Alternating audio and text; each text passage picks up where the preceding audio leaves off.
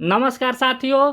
आज हम लोग जनरल साइंस से महत्वपूर्ण 40 प्रश्न देखने वाले हैं। अगर आप किसी भी एग्जाम की तैयारी करते हो, रेलवे, एसएससी, रेलवे में एएलपी टेक्नीशियन, आरपीएफ, एनटीपीसी, तो ये क्लास आपके लिए काफ़ी महत्वपूर्ण होने वाली है।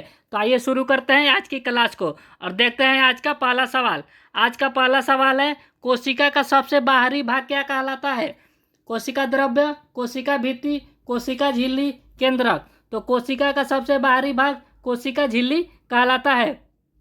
यह अर्धपारगम्य भी होती है, जो कोशिका के अंदर बाहर सामग्री के आदान प्रदान में सहायता करती है। केंद्रक के बारे में जान लेते हैं। तो केंद्रक का खोज रॉबर्ट ब्राउन ने 1831 ईस्वी में किया था। केंद्रक को ही कोशिका का नियंत्रण केंद्र भी कहते हैं।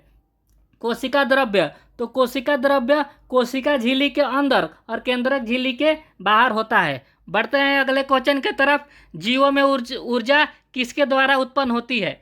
जीवों में ऊर्जा किसके द्वारा उत्पन्न होती है? पाचन, श्वसन, उत्सर्जन, प्रजनन।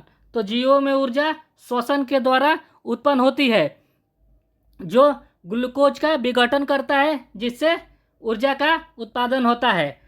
उत्सर्जन के बारे में थोड़ा जान लेते हैं।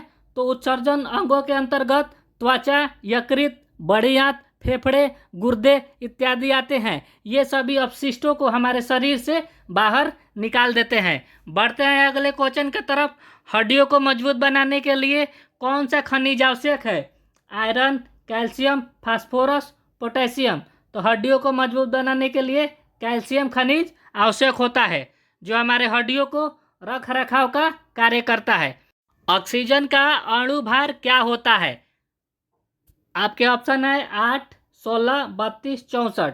तो ऑक्सीजन का अणु O2 होता है, और जिसमें प्रत्येक ऑक्सीजन का परमाणु भार 16 होता है। तो 16 + 16 हो जाएगा = 32। तो आपका आंसर हो जाएगा 32। ऑक्सीजन का अणु भार 32 होता है। बढ़ते हैं अगले क्वेश्चन की तरफ। एक स्वस्थ मनुष्य के शरीर का तापमान कितने डिग्री सेल्सियस होता है? तो एक स्वस्थ मनुष्य के शरीर का तापमान जो है वो 37 डिग्री सेल्सियस होता है। बढ़ते हैं अगले क्वेश्चन की तरफ। हृदय में कितने कक्ष होते हैं? 2, 3, 4, 5। तो हृदय में 4 कक्ष होते हैं। 2 आलिंद और 2 निलय। 2 आलिंद जो होते हैं वो ऊपरी कक्ष में होते हैं, और 2 निलय जो होते हैं वो निचली कक्ष में होते हैं। बढ़ते हैं अगले क्वेश्चन की तरफ। ब्रोमीन का रंग क्या होता है? लाल, पीला, हरा, भूरा।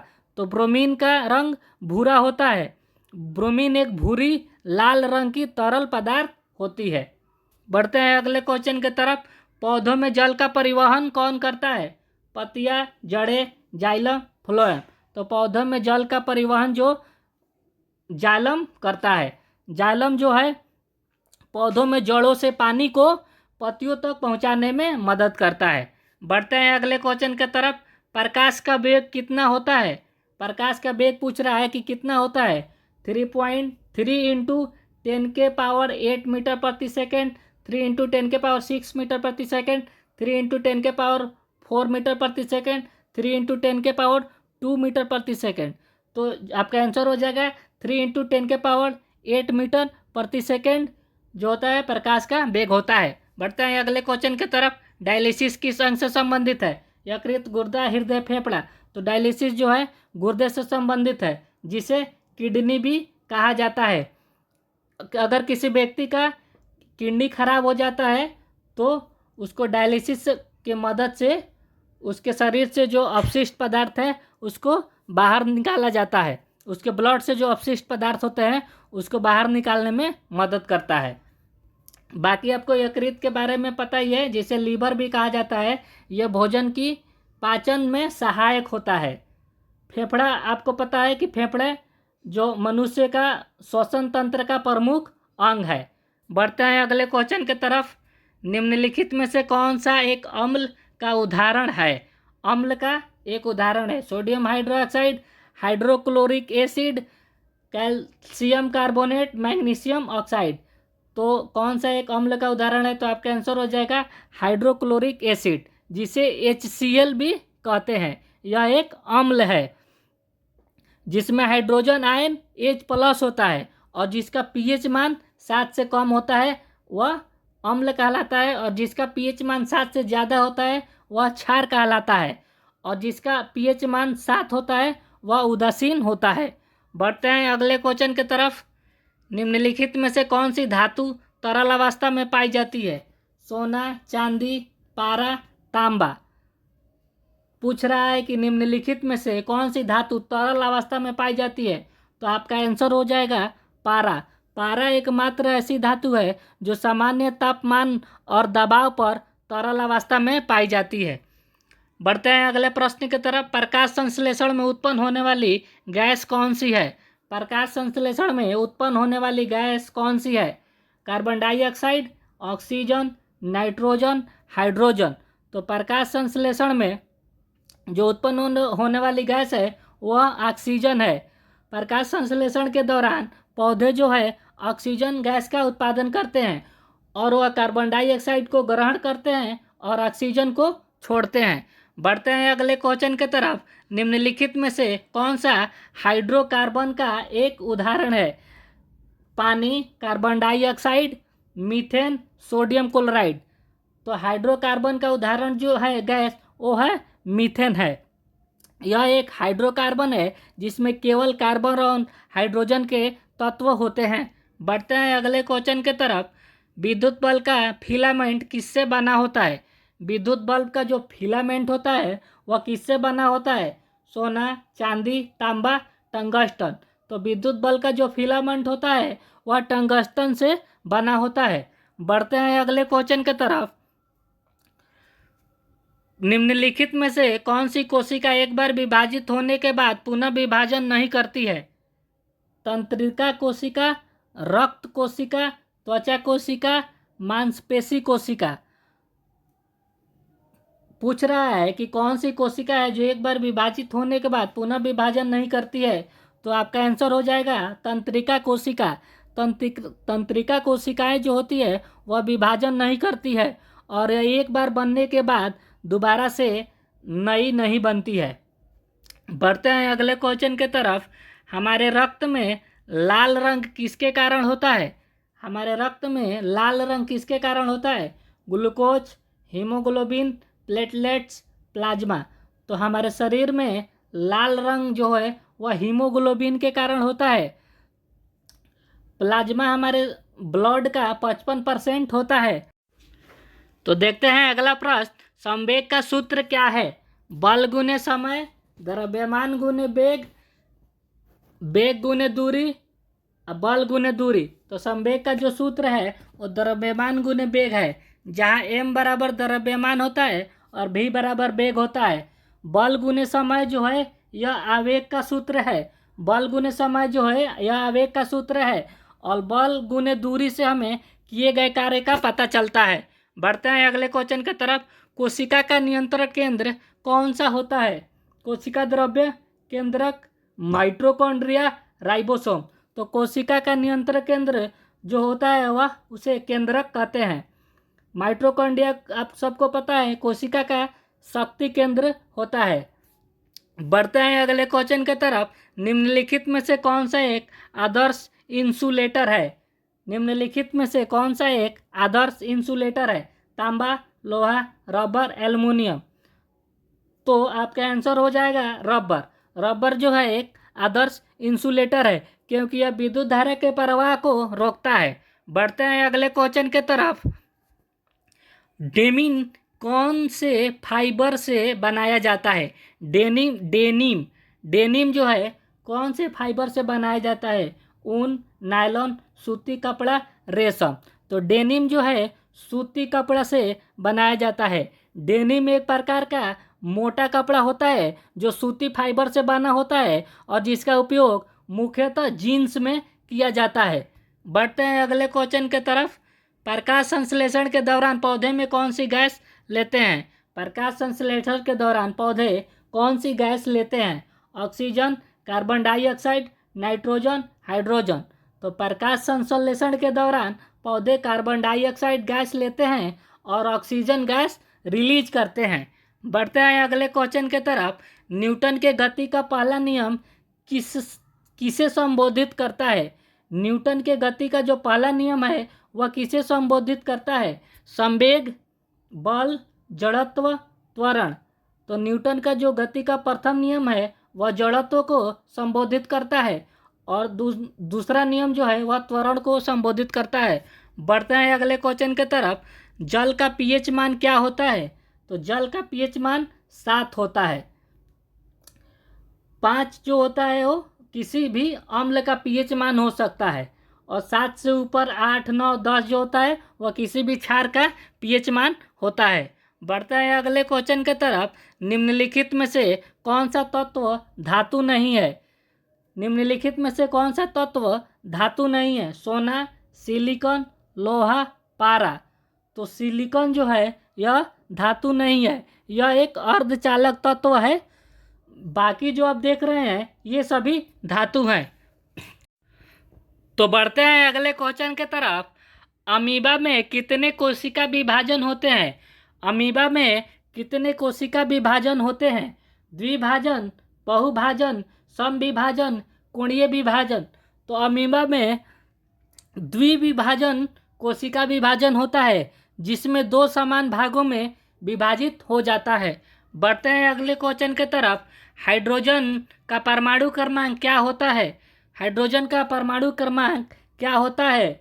तो हाइड्रोजन का परमाणु क्रमांक 1 होता है और 2 जो होता है वह हीलियम का परमाणु क्रमांक है और 3 जो है वह लिथियम का परमाणु क्रमांक है। बढ़ते हैं अगले क्वेश्चन के तरफ। पत्तियों का हरा रंग किसके कारण होता है? Chlorophyll, carotene, xanthophyll, lycopene.